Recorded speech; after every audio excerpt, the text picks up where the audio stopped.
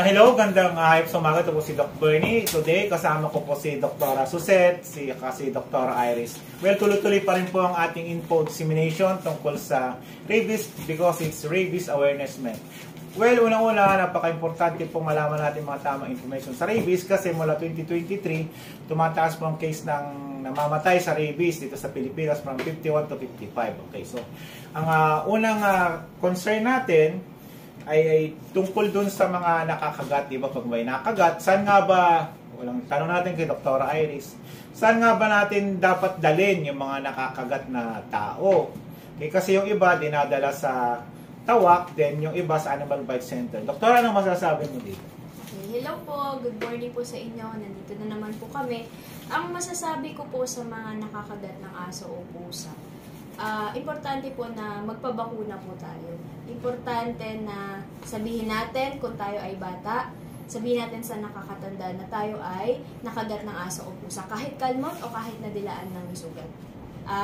By that, papabakunahan nila tayo sa mga Animal Bite Treatment Center. So, nakakalungkot po na hanggang ngayon, may mga bata pa rin na ipinapatawak ng kanilang mga magulang kapag sila ay nakagat. So, ang tawak o tandok po, ito po yung paggagamot na tinatawag nila na hinihiwa, sinisip-sip kung saan yung nakasugat, pinapatakan ng kung ano-ano. May iba-iba pong version, pero ang sinasabi po namin, huwag na po tayong maniwala sa tawak o tandok at mas importante po ang magpabakuna ng anti-rabies. Okay, Doktora, thank you sa information na yun. Ayun, tandaan po natin, wag po nating dadalhin yung mga nakakagat, yung mahal natin sa buhay, sa tawak ng tandok. Marami na pong case dito sa Cabanatuan na namamatay sa pagdadala sa mga tawak o tandok. Okay? Doktora, bali, meron nga tayong IEC, Information Dissemination sa mga schools. 2 weeks yun, so nakaka 1 week tayo. Ilan na ba, Doktora, ang update natin sa mga IEC? Yes, Doc. So, ang City Vet Office po kasama ang City Health at DepEd ay nakapunta na po kami sa 22 elementary, integrated, and high school po ng Cabanatuan. So, ang nakiter po namin ay 3,140 schools po in a span of 4 days lang po. So, next week po, abangan nyo po kami sa iba't iba pang schools. Okay, Doktor. Bali, ilang school tayo, ano ba, ilang team, ilang school ang ginagawa nating info dissemination? So, this year, Doc, dahil madami na po tayo, na makikater po natin ang 48 schools po, 2 team po tayo, na umiikot po sa buong Cabanatuan. Okay.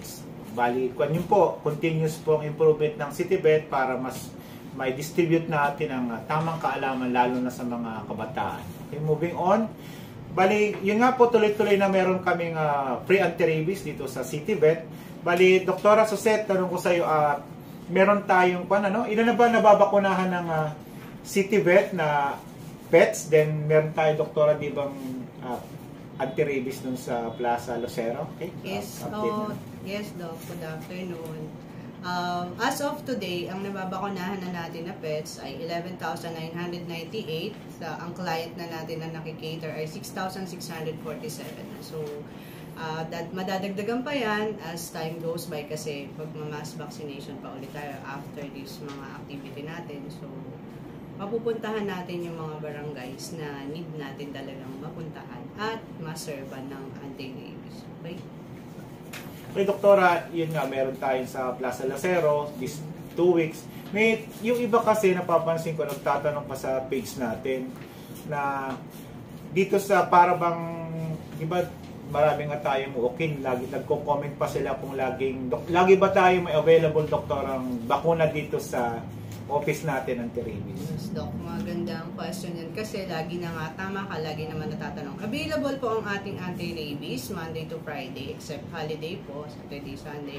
At so ngayon nga, may nadagdag pa tayong area ng vaccination. Dun nga ngayon sa Plaza Lucero. Hanggang next week po sila ng Friday na nandun sila, magsiserve sa inyo yung mas malayo yung dito sa City Hall. Pwede kayo magsadya doon para pabakunahan ng inyong mga alagang aso sa Plaza Lucero. Okay po. Follow-up ko pa, Doktora, di ba pag nagmamasbak tayong sa bahay-bahay, di ba, house to house, may mga nagko-comment kasi na, buti ngayon po naglalakad. Pa-update nga, Doktora, kasi akala nila dinadala lagi, yung ibang hindi pa nakakaalam na meron tayong programang nag-iikot talaga tayo.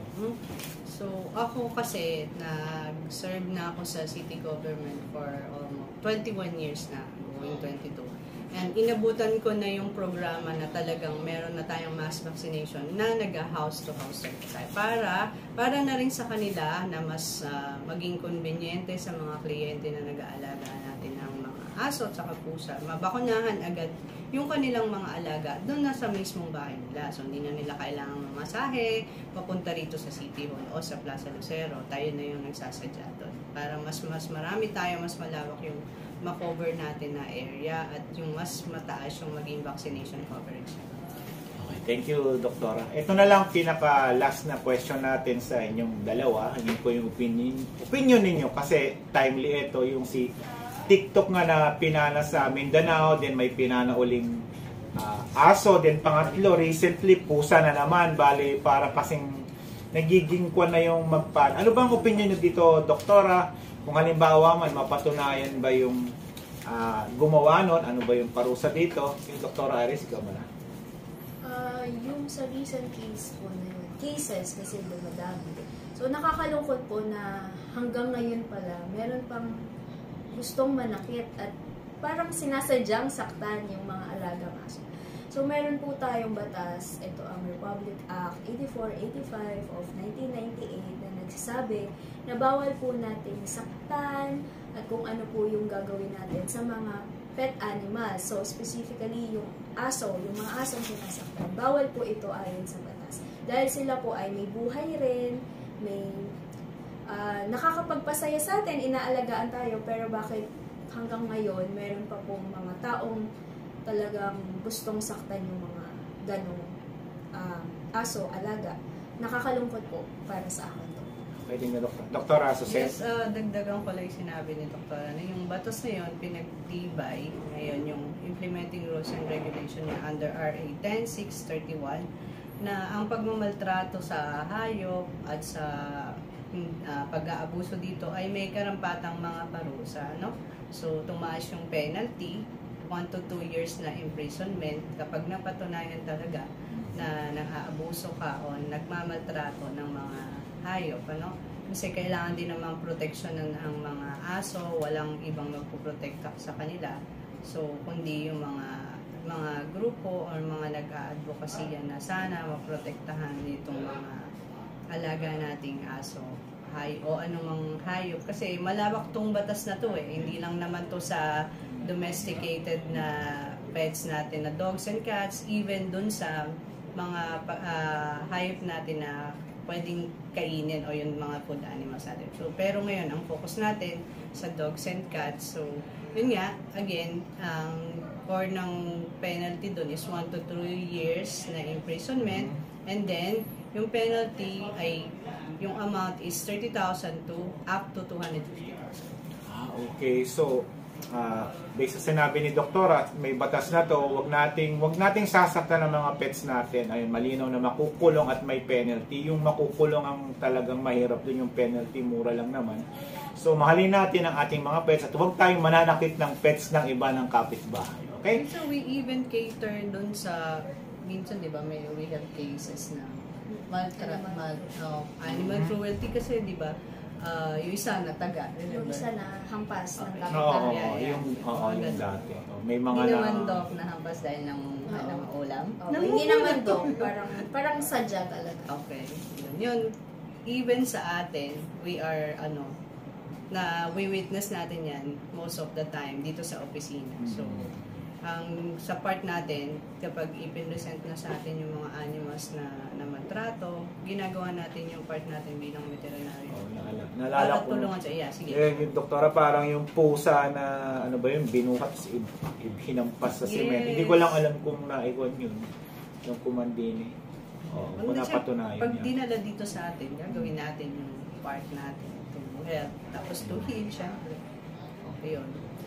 Okay, so yun lang. At next time, tuloy-tuloy po ang ating pagbibigay ng information. Kung meron po ang katanungan, pwede mo mag-comment sa baba. Ito po si Doc Bernie. Doc Suzette. Doc Irish. Sige, sa magandang araw.